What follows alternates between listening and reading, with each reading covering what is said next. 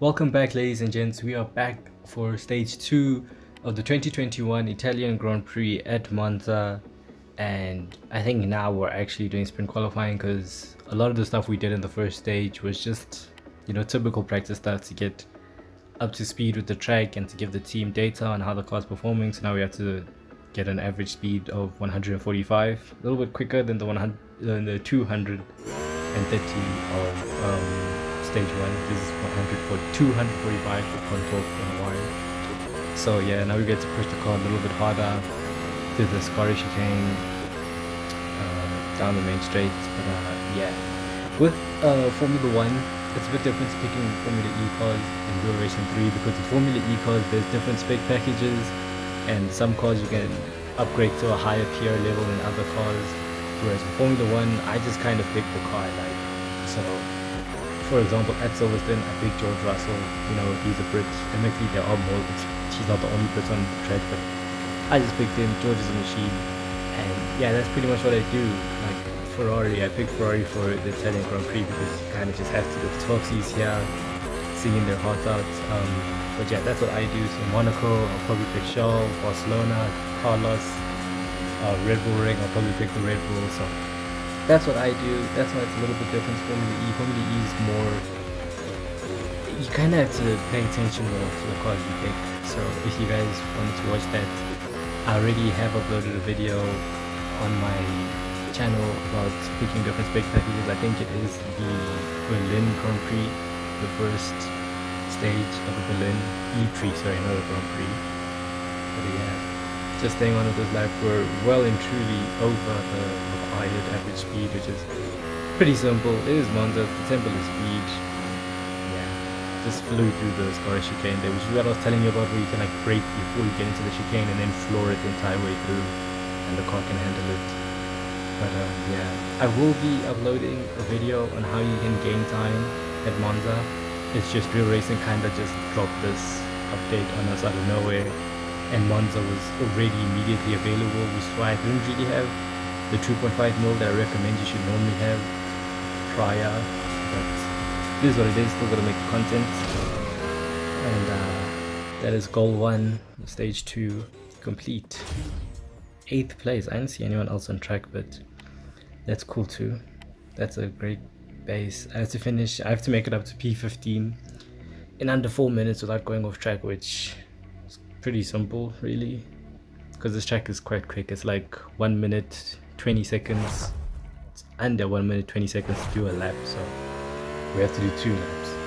So this will be simple. I think we do have to overtake some cars, and overtaking Real Racing 3 is a bit dumb sometimes. The AI need a little bit of help occasionally.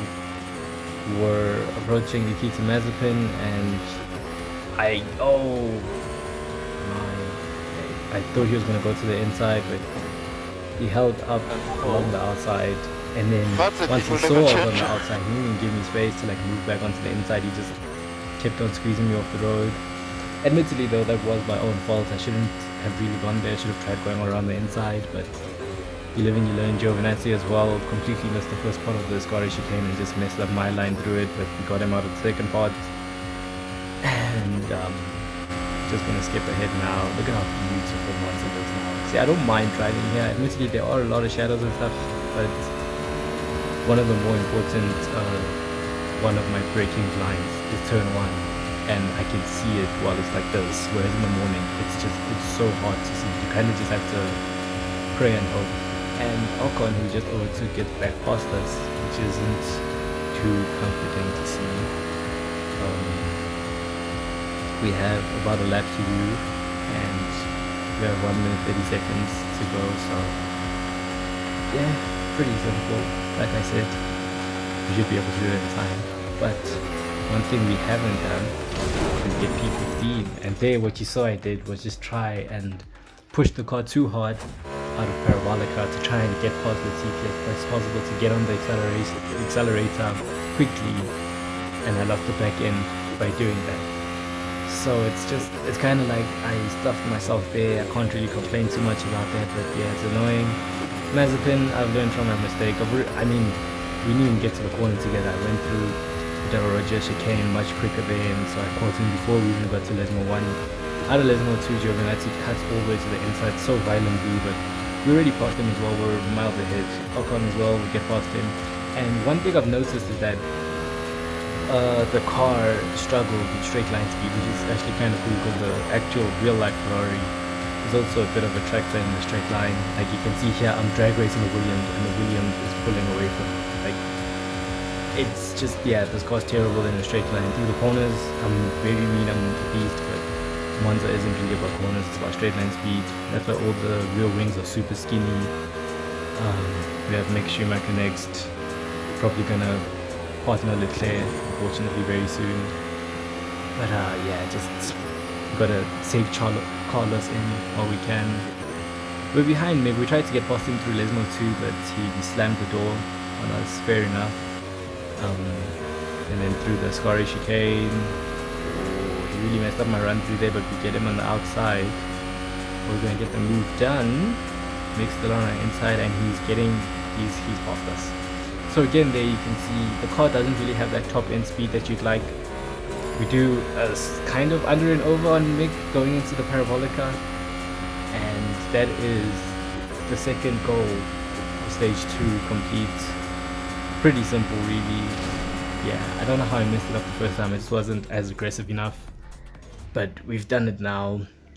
Yeah, can't get eliminated in the Ferrari at Monza.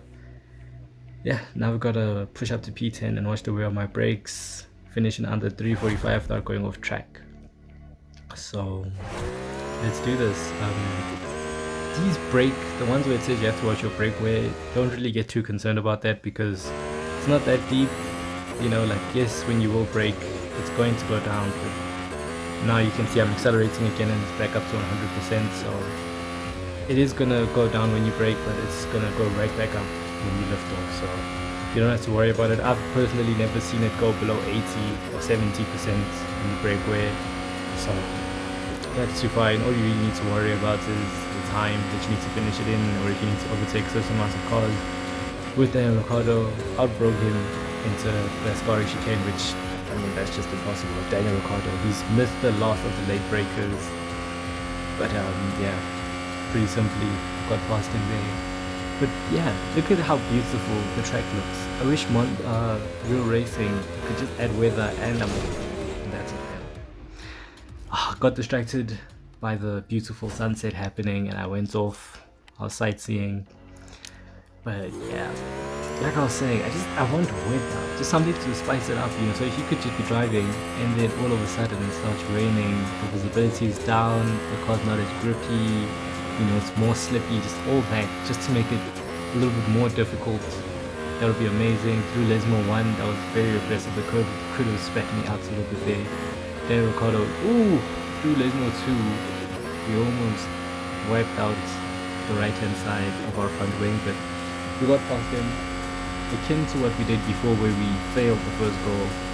And then at the second time of trying, we managed to get past the car that we struggled to get past. We got them before we did in the first time, if that makes sense. So like, for example, with Daniel Ricciardo, I got past him through the Scari chicane the first time, and then now I got him out of Lesmo 2. So it just shows you, sometimes you just need a bit more aggression. You saw that we went down to 90. Parabolica is one of the heavier braking zones. Parabolica in turn 1, I feel like, are quite heavy braking, because Lesmo 1 and Lesmo 2, you literally tap the brakes and floor it. It's kind of like Poo 1, tap the brakes, floor it. Simple as that. Yeah, down, oh, we went down all the way down to 60, and I'm off again, and I failed again. Yeah, I hit the brakes way too late, went super deep into the corner, lost control of the car, and failed again. So now we have to do this all over again. We're P13, we just have to make up 3 places, and yeah, gotta try this again, cut that corner completely. I don't know how it didn't fail me there, but all is well. Danny Rick again, I wonder if we can get him out of Lesmo 2 again. Yes, we can. Ooh, had a wide moments as well, but got past Danny Rick, and now we're chasing Sebastian, I think it is. Just flying down. So like there, you hit the brakes before you get to the chicane, and then you floor it just completely through the chicane. With the 2019 Ferrari, it's driving at this track is honestly a joke. It's so quick, it's so fast, it's crazy driving through this track with that car, because I think it hits a top speed of like 350, and then if you get a drop as well, you can get higher than that as well. So it's quite mental driving that car, but I'm glad that they've improved the car and they show that they actually do care about the Formula 1 stuff. And okay, I know how much I said I actually do kind of like the sunset vibe and the afternoon at Monza, but I did trees were blocking my braking point. I couldn't really see the line I brake at. I will show you guys where the line is in the video I'm going to make on how to gain time at Monza. Out of the Roger chicane there, we kind of had a little bit of a wide moment, but not too bad. Through Lesmo 1 and Lesmo 2, Kimi's the car we have to get past, which should be simple. I'm in the works Ferrari, he's in an Alfa Romeo, so it's going to be pretty simple to Kimi, who's retiring at the end of the year. Pretty sad to see. We all love Kimi, but yeah, it is time to go.